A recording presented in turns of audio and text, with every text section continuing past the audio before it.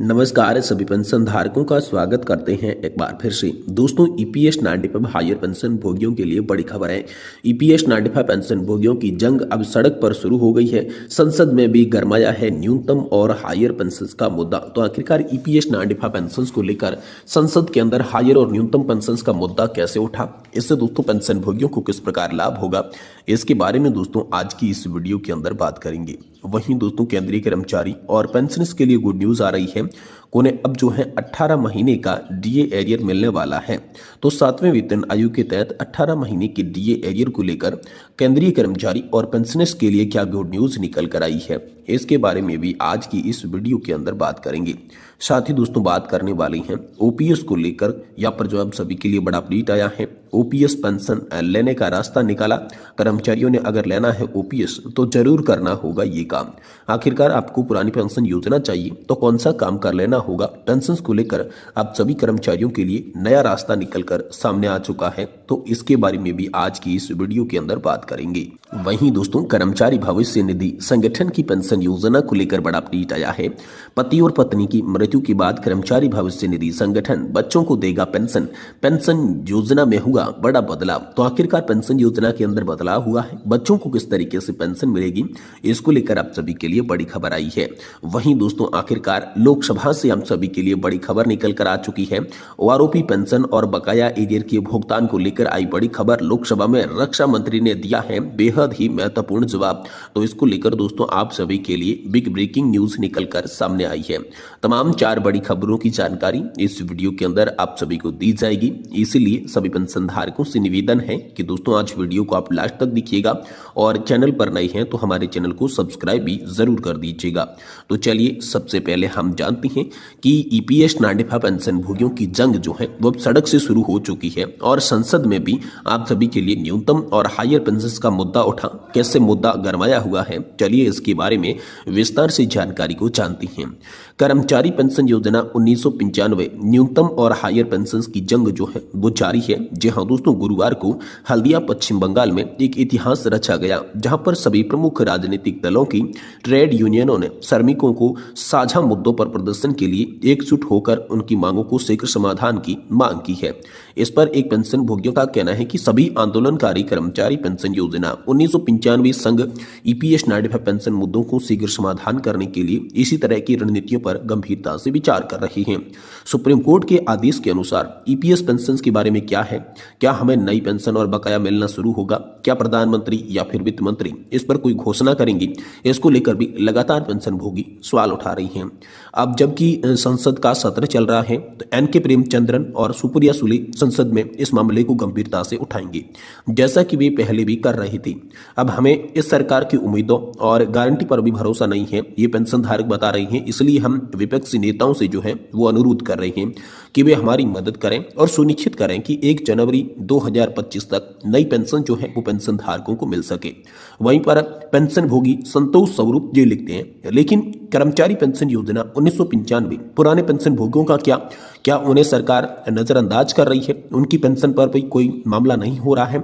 तो तमाम तरह की जो बातें हैं वो पेंशन धारकों के लिए यहाँ पर सामने निकल कर आई, क्योंकि संसद का जो सत्र है वो एक बार फिर से शुरू हो चुका है। तो अब संसद के अंदर न्यूनतम और हायर पेंशन के मुद्दे एक बार फिर से आप सभी के लिए उठाए जाएंगे और इस बार सभी के लिए यहाँ पर एकत्रित होकर मुद्दे उठाने को लेकर जो रणनीति बनाई है उसके हिसाब से ही आप सभी के लिए मुद्दे उठाए जाएंगे। सभी पेंशन भोगी एकत्रित होकर अपनी मांगों को मंजूर करवाने के पूरे प्रयास करेंगे। ये बड़ी खबर आप सभी के लिए हाल फिलहाल में निकलकर सामने आ चुकी है। वहीं दोस्तों पुरानी पेंशन योजना लेने के लिए यहाँ पर आप सभी के लिए बड़ा अपडेट आया है। ओपीएस से लेने का रास्ता निकला। कर्मचारियों ने अगर लेना है ओपीएस तो जरूर करना होगा ये काम। आखिरकार अगर आपको भी पुरानी पेंशन चाहिए तो कौन सा काम कर लेना होगा। जी हाँ, पुरानी पेंशन योजना लागू न होने से कर्मचारियों में काफी आक्रोश दिखाई दे रहा है। इतने आंदोलन धरना प्रदर्शन किया गया पर पुरानी पेंशन योजना की जगह यूपीएस पेंशन का झुंझुना पकड़ा दिया गया। ऐसे में लाखों कर्मचारी जो है वो आक्रोशित है और यूनियन में यहाँ पर बैठे पदाधिकारियों में भी दोष दे रहे हैं। पुरानी पेंशन योजना लागू न होने से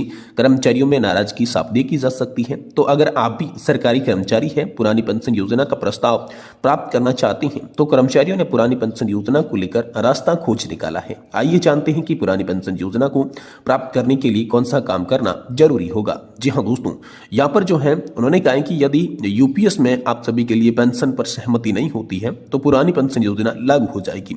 एनएमओपीएस के आंदोलन को केंद्र और राज्यों के सभी संगठनों का समर्थन प्राप्त हो रहा है, बाकी बीएमएस बीआरएमएस इन तम को छोड़कर। एनएमओपीएस के नेतृत्वकर्ता श्री विजय कुमार बंधु जी ने एक आह्वान किया कि 1 अक्टूबर 2023 को रामलीला मैदान में 10 लाख से अधिक कर्मचारियों ने हिस्सा लिया, जो कि एक इतिहास बन गया।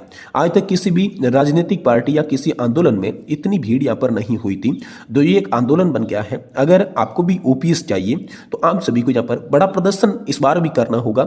ये सरकार जो है छोटे मोटे प्रदर्शन से झुकने वाली नहीं है, इसलिए ओपीएस की मांग को लेकर बड़ा प्रदर्शन करना होगा और ये प्रदर्शन तब तक जारी रखना होगा जब तक कि पुरानी पेंशन योजना आप सभी के लिए लागू नहीं हो जाती।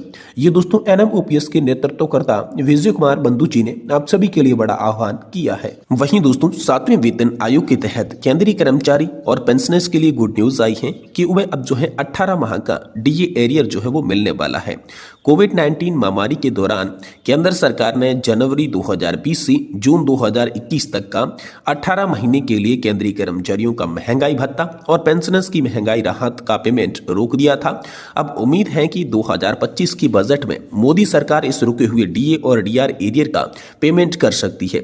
यदि ऐसा होता है तो ये फैसला करोड़ों केंद्रीय कर्मचारी और पेंशनर्स के लिए बड़ी राहत लेकर आएगा। तो अब डीए एरियर की मांग को लेकर बात करें तो केंद्र सरकार के कर्मचारियों के प्रतिनिधि संगठन संयुक्त सलाहकार मशीनरी जेसीएम के सचिव शिव गोपाल मिश्रा ने सरकार से 18 महीने की बकाया डियरनेंस अलाउंस के भुगतान की मांग की है।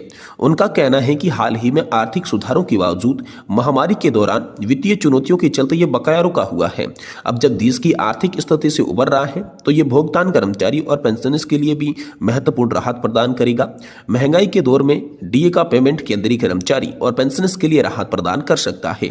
1 फरवरी 2025 को पेश होने वाले बजट में मोदी सरकार इस मुद्दे पर कार्रवाई कर सकती है, जो कि उनके तीसरे टर्म का पहला पूर्ण बजट होगा।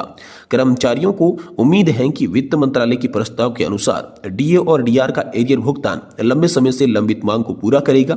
इससे कर्मचारियों की वित्तीय स्थिति में भी सुधार होगा।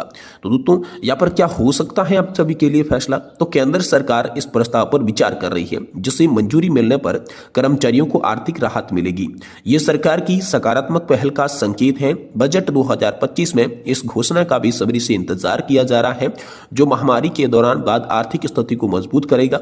इससे लाखों कर्मचारियों को मदद मिलने की आशा है, जिससे उनकी वित्तीय स्थिरता में सुधार होगा और उनको जो है वो राहत मिलेगी। तो ये बड़ी खबर आप सभी के लिए निकलकर सामने आई है। वहीं दोस्तों पेंशन योजना को लेकर बड़ा अपडेट है कि पति और पत्नी की मृत्यु के बाद ईपीएफओ देगा बच्चों को पेंशन। यहाँ पर जो है पेंशन योजना से जुड़ा ये बड़ा बदलाव आप सभी के लिए सामने आ चुका है। जी हाँ, कर्मचारी भविष्य निधि संगठन की पेंशन योजना से जुड़े कई बड़े प्रस्ताव पर विचार कर रहा है। जी हाँ दोस्तों, इस कदम पेंशन योजना को आकर्षक बनाने के लिए श्रम मंत्रालय के द्वारा उठाया गया है। इसके अलावा मंत्रालय निजी क्षेत्र के कर्मचारियों के लिए पेंशन राशि को बढ़ाने पर भी आप सभी के लिए विचार कर रहा है। खासकर उन कर्मचारियों की जिनकी सेवा अवधि लंबी रही लेकिन पेंशन की राशि कम है, तो इसे वर्तमान में 1000 रुपए न्यूनतम पेंशन को बढ़ाने का जो आप सभी के लिए प्रस्ताव है। ईपीएस के तहत सामाजिक सुरक्षा व्यवस्था को मजबूत करने के लिए श्रम मंत्रालय पेंशन फंड में अधिक योगदान देने के विकल्पों पर भी विचार कर रहा है, जिससे ईपीएस 95 पेंशन योजना के तहत उच्च पेंशन मिल सके। सूत्रों के मुताबिक पेंशन सुधारों के संबंध में विचार विमर्श के दौरान यह सुझाव दिया गया कि इन योजना को और भी आर्थिक और आकर्षक बनाते हुए पेंशन धारकों की चिंताओं को दूर किया जाएगा। ये बड़ी खबर दोस्तों आप सभी के लिए हाल फिलहाल में निकल कर सामने आ चुकी है।